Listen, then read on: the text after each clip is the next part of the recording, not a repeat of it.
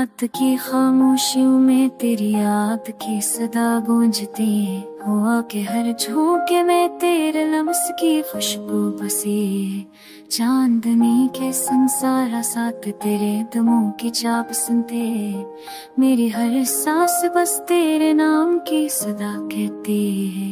फूलों की खुशबू में भी तेरे कदम छुपे हैं, बारिश के हर कुतरे में तेरे लफ्ज़ की मथास है। वक्त के हर लम्हे में तुझे पाने की चाहत है। मेरी दुनिया तेरे बगैर खाली और सुनसान है।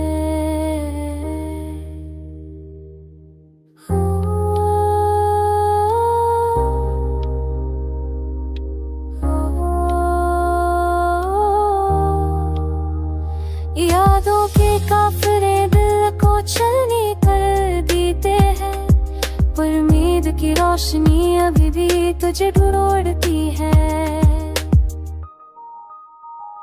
हम के हर लम्हे में भी तेरी मोहब्बत का सुकून है।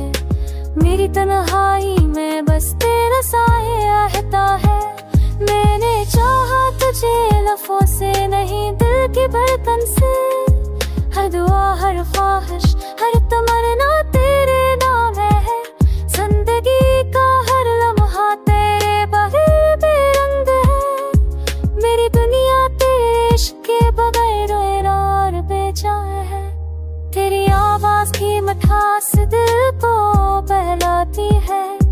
तेरी मोहब्बत का रंग रूह को महकाता है। मेरे आंसू भी तेरे नाम के लिए बहते हैं।